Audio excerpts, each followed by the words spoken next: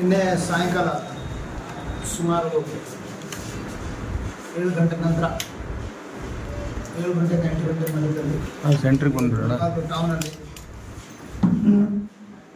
ಒಬ್ಬರು ಮಹಿಳೆಯರು ಮನೆಯಲ್ಲಿರುವಾಗ ಯಾರು ದುಷ್ಕರ್ಮಿಗಳು ಬಂದು ಅವ್ರಿಗೆ ಅಸಾಲ್ಟ್ ಮಾಡಿದ್ದಾರೆ. ಸೀರಿಯಸ್ ಇಂಜುರಿಯಿಂದ ಅವತ್ತು ಡೆತ್ತಾಗಿತ್ತು. ಇದಕ್ಕೆ ಸಂಬಂಧಪಟ್ಟಾಗಿ ನಾವು ಮುಳಬಾಗಿಲು ಟೌನಲ್ಲಿ ಕೇಸ್ ರಿಜಿಸ್ಟರ್ ಮಾಡಿದ್ವಿ ಮತ್ತು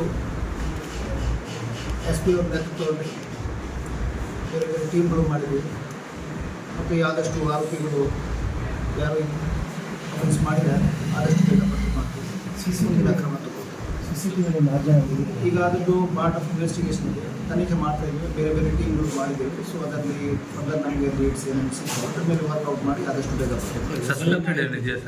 ಫಸ್ಟ್ ಮಾಹಿತಿ ಮೊದಲನ ಮಾಹಿತಿ ಏನೇನು ಸಿಕ್ಕಿದೆ? ಇನ್ವೆಸ್ಟಿಗೇಷನ್ ಇದ್ದಾವೆ. ಇನ್ವೆಸ್ಟಿಗೇಷನ್ ಈಗ ಇಟ್ಸ್ ವೆರಿ ಇನಿಷಿಯಲ್ ಸ್ಟೇಜ್ ಇದೆ. ಸೊ ನಮ್ಮ ಟೀಮ್ಸ್ ಬೇರೆ ಬೇರೆ ಅವರು ಇನ್ವೆಸ್ಟಿಗೇಷನ್ ಮಾಡ್ತಾ ಇದ್ದಾರೆ.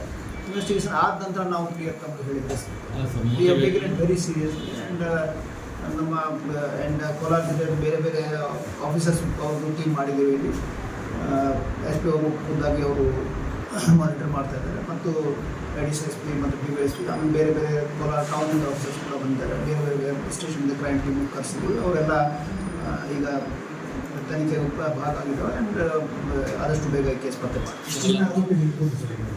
ಇನ್ವೆಸ್ಟಿಗೇಷನ್ ಆದ ನಂತರ ಹೇಳೋಕ್ಕಾಗ್ತದೆ. ಆದಷ್ಟು ಎಷ್ಟು ಇರ್ಬೋದು ನಾವು ಹೇಳೋಕ್ಕಾಗಲ್ಲ. ಸ್ಪಾಟಲ್ಲಿ ಇರ್ತಾರೆ ಬಯರೇಟರ್ ಅದು ನಮಗೀಗ ಇನ್ವೆಸ್ಟಿಗೇಷನ್ ಆದ ಮುಂಚೆ ಇನ್ವೆಸ್ಟಿಗೇಷನ್ ಆಗಲಿ ಅಂದರೆ ನಿನ್ನೆ ಒಂದೇ ದಿನ 2 ಮರ್ಡರ್ ಆಗಿದೆ ಸರ್.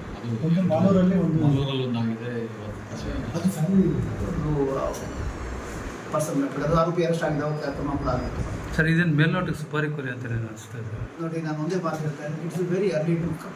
ಇನ್ವೆಸ್ಟಿಗೇಷನ್ ಆಗ್ತದೆ. ಇನ್ವೆಸ್ಟಿಗೇಷನ್ ಆದ ನಂತರ ಈಗ ನಾವು ಒಂದು ಹೇಳೋದು ಮತ್ತು ಇನ್ವೆಸ್ಟಿಗೇಷನ್ ಬೇರೆ ಅಂತ ಬರೋದು, ಮತ್ತು ನೀವು ಹೇಳ್ತೀರಿ, ನೀವು ಅವಾಗ ಹಿಂಗೆ ಹೇಳಿದ್ರಿ, ಈಗ ಮತ್ತೆ ಇನ್ವೆಸ್ಟಿಗೇಷನ್ ಆದ ನಂತರ ನಾವು ಡಿಟೇಲ್ ಆಗಿ ನಿಮ್ಗೆ ಹೇಳೋದು ಸೂಕ್ತ ಆಗ್ತದೆ. ಇನ್ವೆಸ್ಟಿಗೇಷನ್ ಆದ ಮುಂಚೆ ನಾವು ಕಮೆಂಟ್ ಮಾಡಿದರೆ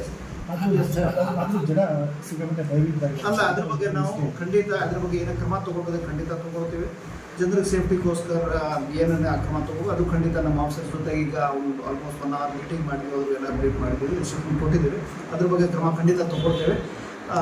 ಈ ಕೇಸಲ್ಲಿ ಕೂಡ ಆರೋಪಿ ಯಾರಾದರೂ ಅವ್ರಿಗೂ ಕೂಡ ನಾವು ಆದಷ್ಟು ಬೇಗ ಅರೆಸ್ಟ್ ಮಾಡಿ ಅದರ ಮೇಲೆ ಮುಂದಿನ ಕಾನೂನು ಕ್ರಮ ಏನು ತೊಗೊಳ್ಬೇಕು. ಟೌನಲ್ಲಿ ಮೇಜರ್ ರೋಡ್ಗಳಲ್ಲಿ CC ಕ್ಯಾಮ್ರಾಗಳಿಲ್ಲ, ಪ್ರಿಕಾಷನ್ಸ್ ತುಂಬ ಕಡಿಮೆ ಇದೆ ಅಂತ ಅನಿಸ್ತದೆ. ಅದು ನಮ್ಮ ಆಫೀಸರ್ ಜೊತೆಗೆ ಮಾತಾಡಿದ್ರು. ಕೆಲವು ಕಡೆ ಇದ್ದಾವೆ, ಕೆಲವು ಕಡೆ ಇಲ್ಲ. ಆದರೆ ಪಬ್ಲಿಕ್ ಸೇಫ್ಟಿ ಆ್ಯಕ್ಟಲ್ಲಿ ಏನಾದ್ರು ಪ್ರೊಸೀಜರ್ ಅದ್ರ ಹತ್ರ ಆಗ್ತೀವಿ ನಾವು.